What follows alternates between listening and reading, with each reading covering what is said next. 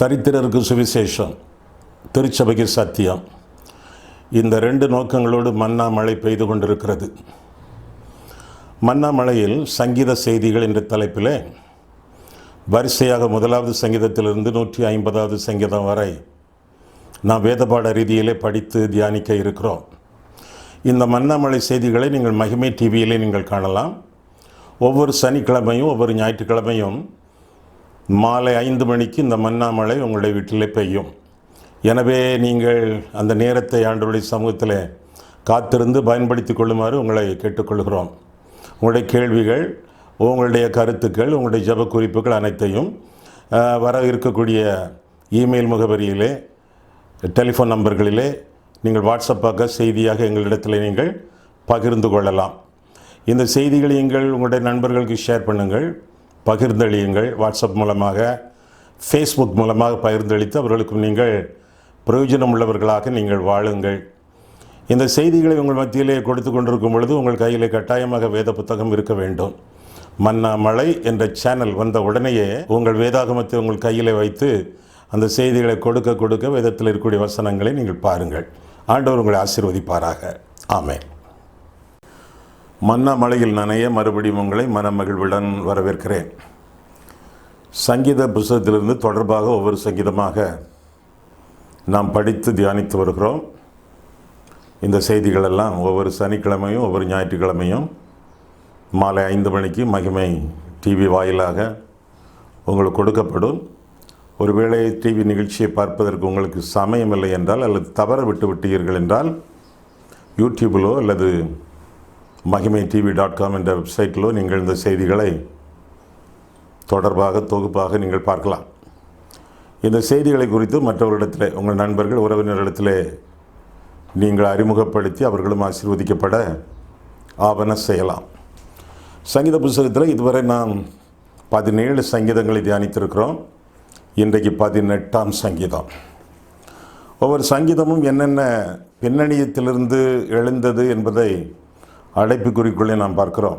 18ஆம் சங்கீதம் எடுத்துக்கொள்ளுங்கள், கையில் இருக்கட்டும். உங்களுடைய வேத புத்தகம் பிராக்கெட்டில் பாருங்கள், அடைப்புக்குறிக்குள்ளே பாருங்கள்.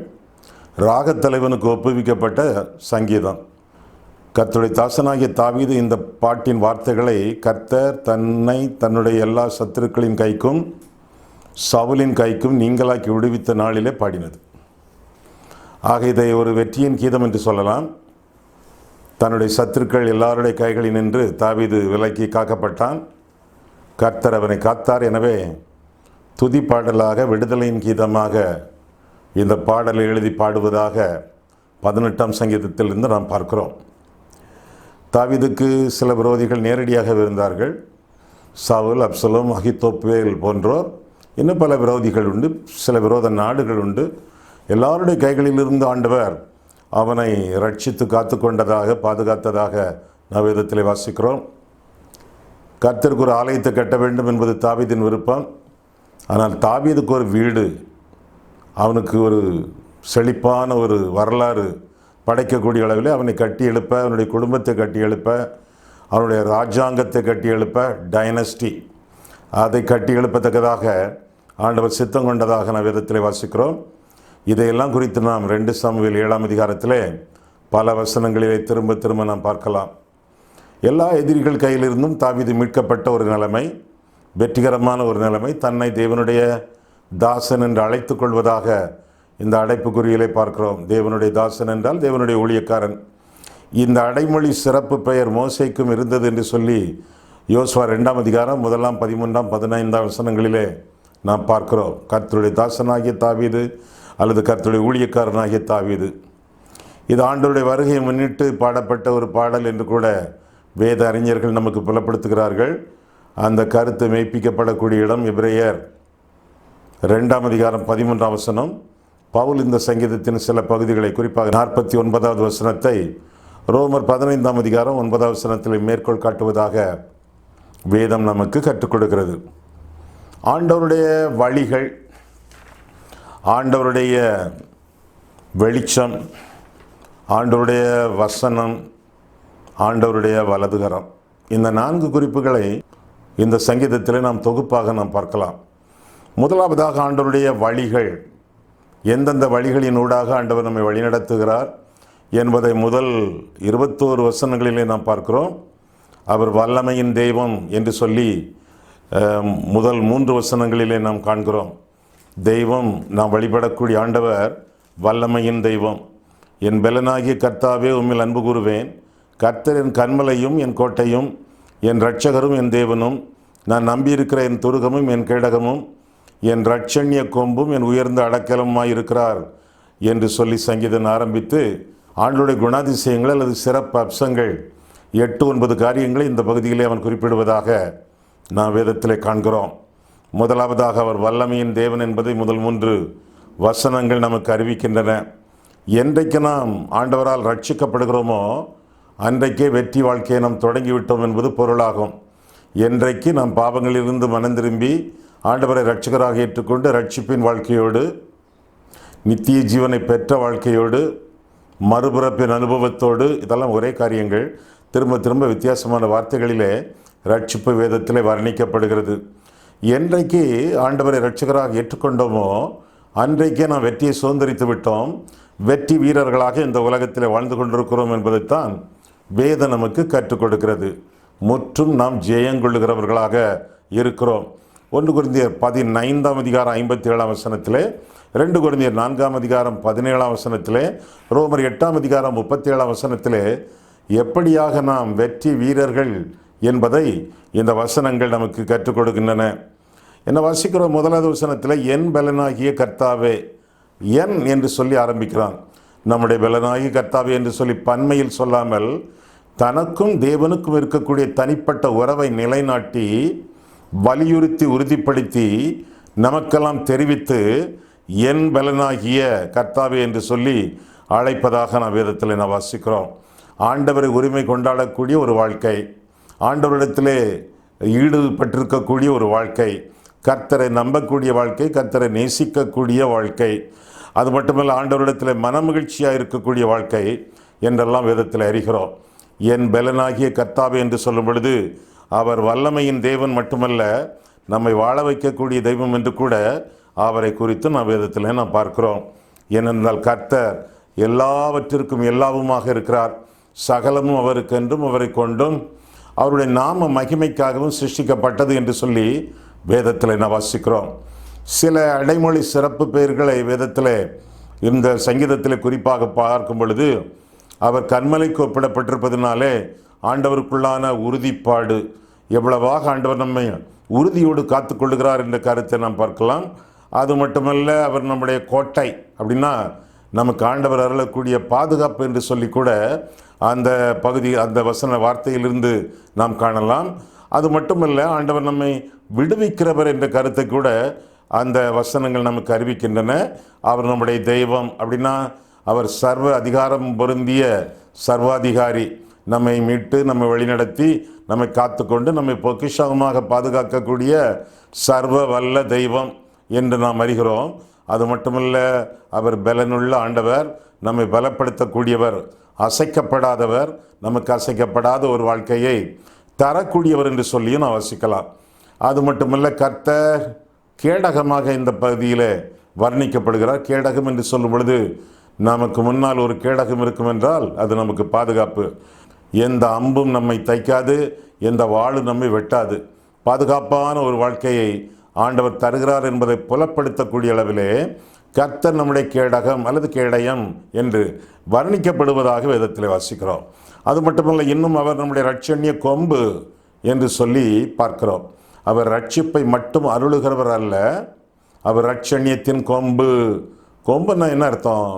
கொம்புன்னா அதிகாரம் என்று அர்த்தம். கொம்புனா பூரண வல்லமை பொருந்தி இருக்கக்கூடிய அதிகாரம் என்பது பொருளாகும். வெளிப்படுத்த விசேஷத்தில் வாசிக்கும் பொழுது அடிக்கப்பட்ட வண்ணமாயிருக்கிற ஆட்டுக்குட்டியானவர் 7 கொம்புகளை உடையவர் என்று சொல்லி 5ஆம் அதிகாரத்தில் நான் வாசிக்கிறோம். 7 கொம்புகள் பொருந்திய ஆட்டுக்குட்டியானவர். 7 என்றால் பூரணம் என்று அர்த்தம், கொம்பு என்றால் அதிகாரம் அல்லது வல்லமை என்பது பொருள். 7 கொம்புகள் என்றால் பூரண வல்லமை அல்லது பூரண அதிகாரம் என்று சொல்லி வேதம் கற்றுக் கொடுக்கிறது. இந்த பூரண அதிகாரம், பூரண வல்லமை பொருந்திய ஆண்டவராகிய இயேசு கிறிஸ்து எப்படி அந்த வசனத்தில் வர்ணிக்கப்படுகிறார் என்றால், இதோ அடிக்கப்பட்ட வண்ணமாயிருக்கிற ஆட்டுக்குட்டியானவர் 7 கொம்புகள் உள்ளவர் என்று சொல்லி வேதம் நமக்கு கற்றுக் கொடுக்கிறது. பூரண வல்லமை பொருந்தி இருக்க காரணம் என்ன? காரணம் என்ன என்று பார்க்கும் பொழுது, அவர் அடிக்கப்பட்ட ஆட்டுக்குட்டியானவர், முள்ளுகளிலே வல்லமை, பாடுகளிலே வல்லமை என்று சொல்லி வேதம் நமக்கு கற்றுக் கொடுக்கிறது. அநேக வேளைகளிலே பிரச்சனைகள், பாடுகளினூடாக ஆண்டவர் நம்மை தமிழத்தில் இழுத்துக்கொண்டு பயிற்சி செய்யும் பொழுது, எனக்கு இந்த பயிற்சி வேண்டாம், எனக்கு இந்த பாடு வேண்டாம், எனக்கு இந்த கஷ்டம் வேண்டாம் என்று சொல்லி அவற்றையெல்லாம் புறந்தள்ளி உலக பிரகாரமாக நலமாக நன்றாக இருக்க ஆசைப்படுகிறோமா? அந்த ஆசை தவறில்லை, ஆனால் அது கூடாத ஆசை. ஏனென்றால் வேதம் தெளிவாக சொல்லுகிறது, வல்லமை என்பது முள்ளுகளின் அனுபவத்திலே, பாடுகளின் அனுபவத்திலே. பவுல் சொல்லுகிறானே 2 கொரிந்தியர் 12ஆம் அதிகாரத்திலே, எனக்கு வெளிப்படுத்தப்பட்ட மேன்மை நிமித்தம் நான் என்னை உயர்த்தாதபடிக்கு என் சரீரத்திலே ஒரு முள் கொடுக்கப்பட்டிருக்கிறது. அது என்னை குட்டுகிற சாத்தானுடைய தூதனாக இருக்கிறது. அதை என்னை விட்டு நீங்கும்படி நான் கர்த்தரிடத்திலே வேண்டிக் கொண்டேன். அதற்கவர், என் கிருபை உனக்கு போதும், உன் பலவீனத்திலே, கவனிக்கீங்களா, உன் பலவீனத்திலே என் பலன் பரிபூர்ணமாக விளங்கும் என்று சொன்னார் என்று வாசிக்கிறோம். ஆக பூரணமான வல்லமை நம்மிலே பொருந்தி இருக்க வேண்டும் என்றால் முள்ளுகளின் அனுபவங்கள், பாடுகளின் அனுபவம் நமக்கு உண்டு என்று சொல்லி வேதம் நமக்கு கற்றுக் கொடுக்கிறது. அவர் வல்லமை உள்ள தெய்வம் மட்டுமல்ல, அவர் அன்புள்ள தெய்வம் என்று சொல்லி கூட அந்த அதிகாரத்திலே நாம் பார்க்கிறோம். அப்போ ஆண்டவர் அன்புள்ள தெய்வம் என்பதனாலே நாம் அவரிடத்திலே அன்பு கூற வேண்டியது நம்முடைய கடமையாகும். சங்கீதம் இப்படி ஆரம்பிக்கிறது. 18ஆம் சங்கீதம் 1ஆம் வசனம் மீண்டும் பாருங்கள். என் பலனாகிய கர்த்தாவே, உம்மில் அன்பு கூறுவேன். நாம் அன்பு கூற வேண்டும். ஆண்டவர் நம் மேல் வைத்திருக்கிறார் என்ற அவருடைய அன்புக்கு நாம் எந்த விதமான சந்தேகமும் படவில்லை. தேவன் அன்பாகவே இருக்கிறார், அது நமக்கு நன்றாக தெரியும். அன்புள்ளவர் என்பதனால்தான் ஆண்டவர் நம்மை படைத்தார். அன்புள்ளவர் என்பதனால்தான் நம் பாவங்களுக்காக மரித்தார், நம்மை மீட்டார். அன்புள்ளவர் என்பதற்காகத்தான் ஆண்டவர் மரித்து உயிர்த்து நமக்குள்ளே வாசம் பண்ண அவர் விளங்குகிறார். இப்படியெல்லாம் தெய்வ அன்பை குறித்து நமக்கு சந்தேகம் இல்லவே இல்லை. ஆனால் ஒரு சந்தேகம் என்ன? அன்பு கூறும் ஆண்டவரிடத்திலே நாம் அன்பு கூறுகிறோமா? அதுதான் முக்கியமான கேள்வி. ஐயா, ஆண்டவரிடத்திலே அன்பு கூறுதல் என்றால் என்ன? அவருடைய கற்பனைகளுக்கு கீழ்ப்படிவதே அன்பு கூறுவது என்று சொல்லி 1 யோவான் 3ஆம் அதிகாரத்திலே வாசிக்கிறோம். எவ்வளவு தூரம் நாம் ஆண்டவருக்கு கீழ்ப்படுகிறோமோ அவ்வளவு தூரம் ஆண்டவரை நாம் நேசிக்கிறோம் என்பது பொருளாகும். அது மட்டுமல்ல, மற்றவர்களிடத்தில் காட்டக்கூடிய கரிசனை, ஆண்டவர் நம் மேல் வைத்த கரிசனையை மற்றவர்களிடத்தில் நாம் வைக்க விரும்புகிறார். அடுத்தவர்களை சிநேகித்து வாழும் பொழுது, அவர்களுக்கு உதவிகள் செய்யும் பொழுது, அவர்களுக்காக நாம் ஜெபிக்கும் பொழுது, உற்ற வேளையிலே அவர்களுக்கு நாம் உதவிகள் செய்யும் பொழுது, அவருடைய கஷ்ட காலத்திலே அவர்களோடு நிற்கும் பொழுது, ஆக கரிசனையை காட்டுகிறவர்கள் அவர்களிடத்தில் மட்டுமல்ல தெய்வத்திடத்திலும் அன்பு கூறுகிறார்கள். கண்ட சகோதரனிடத்தில் அன்பு கூறாதவன் காணாத கர்த்தரிடத்தில் அன்பு கூறுவது எப்படி என்று வாசிக்கிறோமே. கண்ட சகோதர சகோதரிகளிடத்திலே நாம் அன்பு கூறும் பொழுது கர்த்தரிடத்தில் அன்பு கூர்ந்து கொண்டிருக்கிறோம் என்பதை அறிய கடமைப்பட்டிருக்கிறோம். ஆக முதலாவதாக கற்பனை, 2ஆவதாக கரிசனை, 3ஆவதாக காணிக்கை.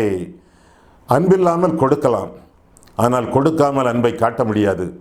தெய்வம் இவ்வளவாய் உலகத்தில் அன்பு கூர்ந்தார். எப்படி அன்பு கூர்ந்தார்? தம்முடைய ஒரே பேரான குமாரனை தந்தருளி கொடுத்து அன்பு கூர்ந்தார். கொடுக்காமல் அன்பை காட்டவே முடியாது. ஆமாம், ஆண்டவர் பேரில் உங்களுக்கு எவ்வளவு அன்பு என்பது ஆண்டவருக்காக, ஆண்டவருடைய ஊழியத்திற்காக நீங்கள் எவ்வளவு கொடுக்கிறீர்கள் என்பதுதான் நிச்சயமாக அது புலனாகும் என்று சொல்லி வேதம் நமக்கு கற்றுக் கொடுக்கிறது. அவர் நம்மிடத்தில் முந்தி அன்பு கூர்ந்ததால் நாமும் அவரிடத்தில் அன்பு கூற கடமைப்பட்டிருக்கிறோம் என்று சொல்லி 1 யோவான் 4ஆம் அதிகாரம் 19ஆம் வசனத்திலே நாம் பார்க்கிறோம். அது மட்டுமல்ல, மரண பயம் இல்லாமலும் ஆண்டவர் நம்மை வழி நடத்துகிறார். மரண பயம் யாருக்காவது இருக்கா? செய்தியை கேட்டுக்கொண்டிருக்கிறீர்களே, உங்களுக்கு மரண பயம் உண்டா? இன்றைக்கு நீங்கள் மரித்தாலும் ஆண்டவருடைய சமூகத்தில் எடுத்துக்கொள்ளப்படுவோம் என்ற நம்பிக்கை உங்களுக்கு உண்டா? அந்த நம்பிக்கை இல்லாவிட்டால் நாம் வாழ்ந்து என்ன பிரயோஜனம்? மரண பயம் கூட இல்லாமல் அதற்கு நீங்களாக்கி நம்மை ரட்சித்து வாழ விரும்புகிறார் என்று சொல்லி நாம் வேதத்தில் வாசிக்கிறோம். மரணம் என்பது ஒரு நித்திரை. எங்கே கண்களை மூடுகிறோம், அங்கே கண்களை திறக்கிறோம். மரணம் துக்கமான ஒரு அனுபவம் அல்ல. மரணம் என்பது ஒரு பாதுகாப்பான, ஒரு ஆசீர்வாதமான அனுபவம். கிறிஸ்து எனக்கு ஜீவன் என்பதனாலே சாவு எனக்கு ஆதாயம் என்று சொல்லி பவுல் அறிவிப்பதாக நான் வேதத்தில் நான் வாசிக்கிறோம்.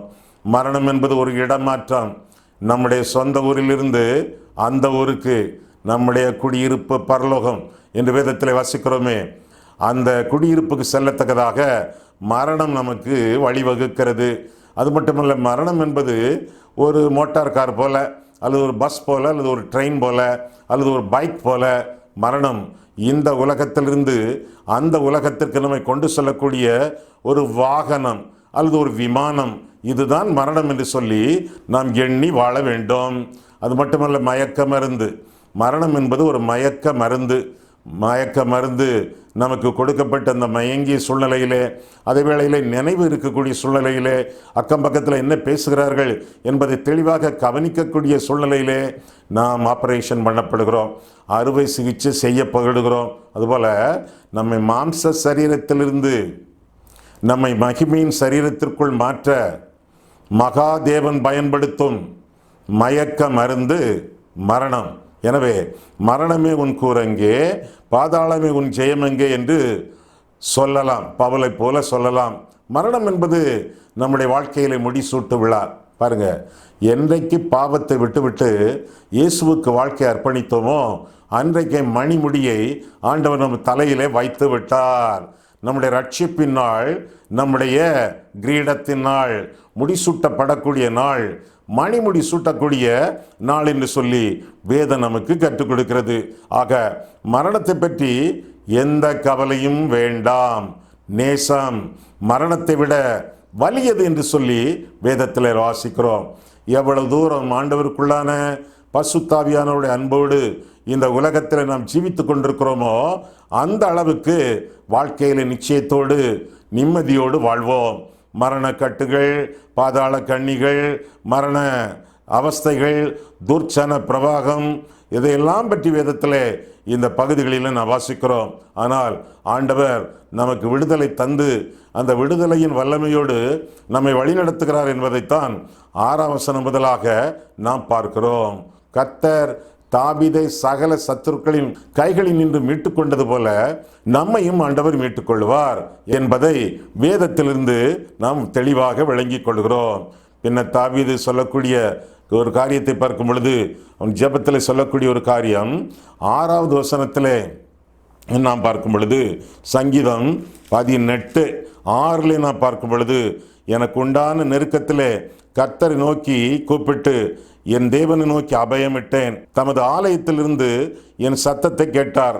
என் கூப்பிடுதல் அவர் சந்நிதியில் போய் அவர் செவிகளில் ஏறிற்று என்று சொல்லி தாவீது ஜெபிப்பதாக நாம் வேதத்தில் வாசிக்கிறோம்.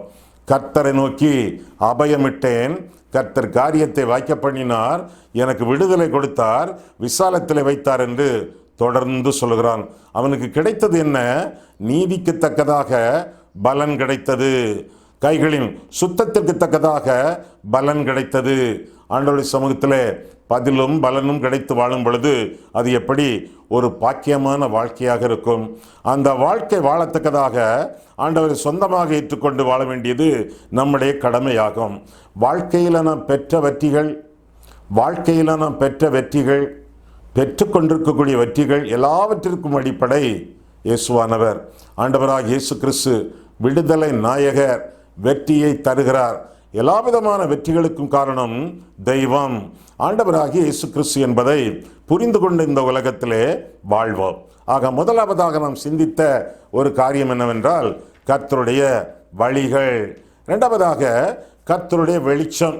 ஆண்டவருடைய வெளிச்சம், ஆண்டவருடைய விளக்கு. அதை கேள்விப்பட்ட உடனேயே, அறிந்த உடனேயே நான் வேதத்தை பற்றி பேசப் போகிறேன் என்பது உங்களுக்கு தெரிந்திருக்கும்.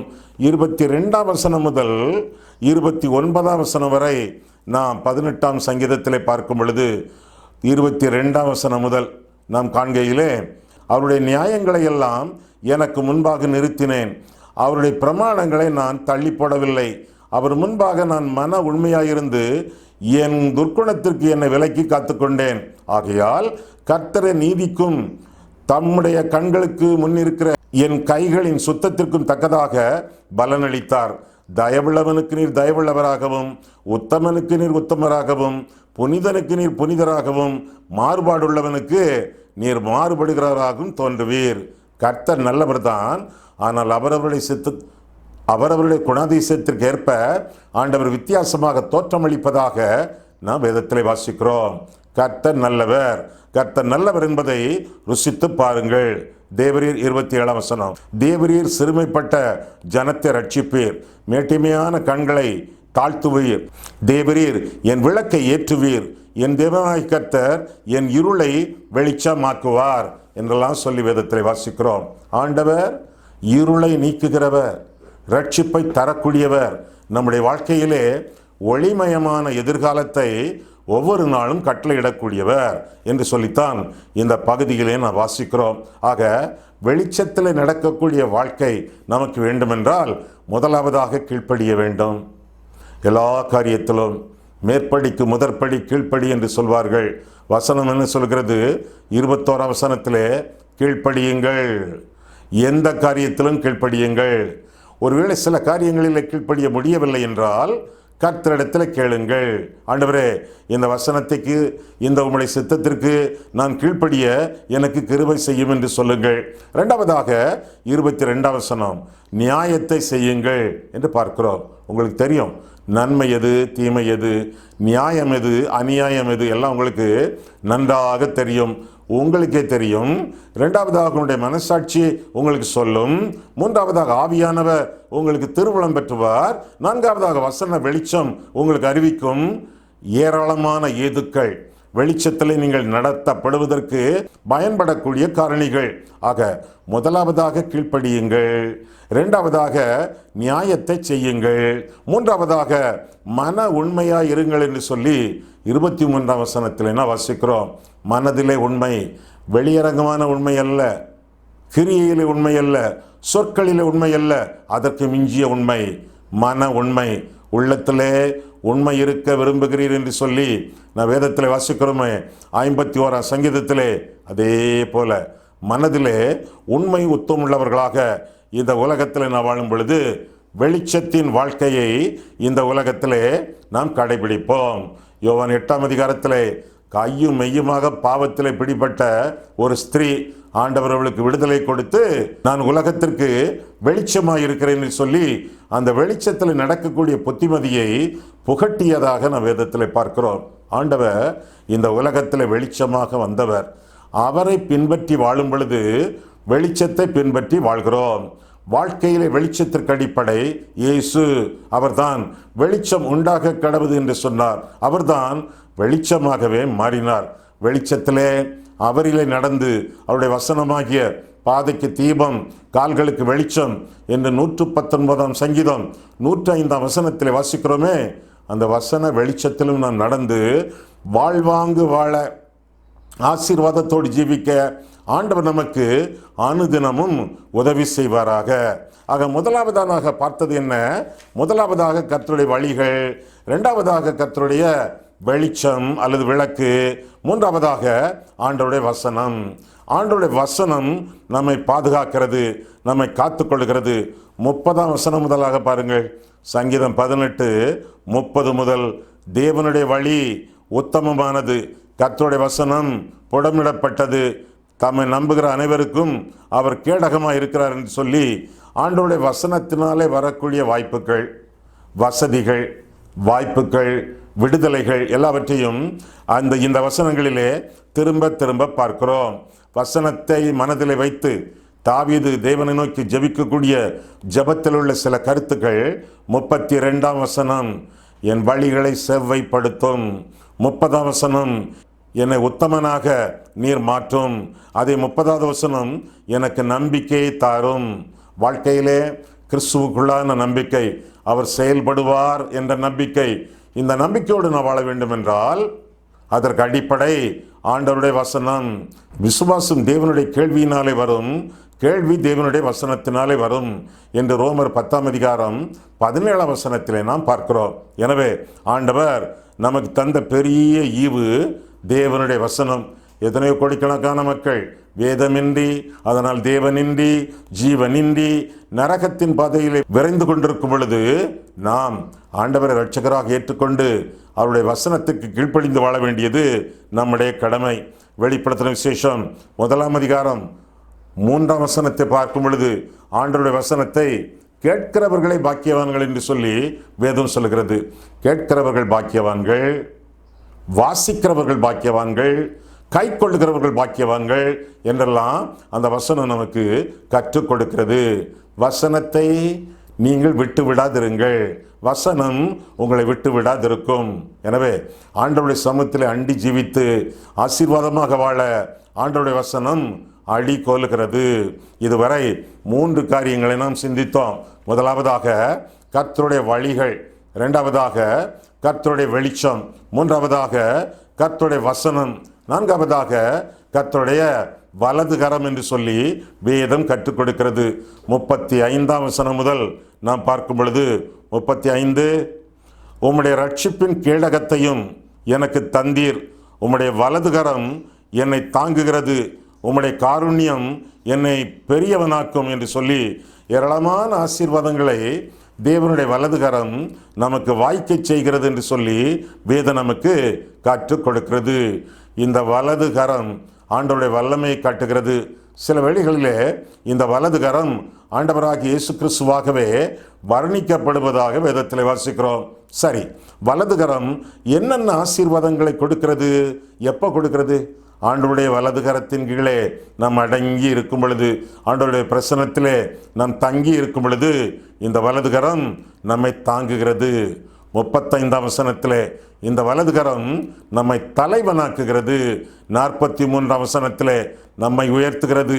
யோசேப்பை உயர்த்தினது போல, மொர்தெக்காயை உயர்த்தினது போல, மோசேயை உயர்த்தினது போல ஆண்டவர் புழுதியில் கடந்த நம்மை, சாக்கடையில் புரண்ட நம்மை, செப்டிக் டேங்கில் மிதந்த நம்மை ஆண்டவர் கழுவி சுத்திகரித்து பரிசுத்தப்படுத்தி ராஜாக்களாக, ஆசாரியர்களாக மாற்றி உயர்த்தி இருக்கிறார்.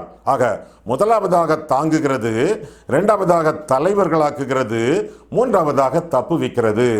48ஆம் வசனத்தை பார்க்கும் பொழுது ஆண்டவருடைய பிரசன்னம், ஆண்டவருடைய வசனம், ஆண்டவருடைய வலதுகரம் இதெல்லாம் நம்மை தப்புவிக்கிறது என்று சொல்லி வேதம் நமக்கு கற்றுக் கொடுக்கிறது.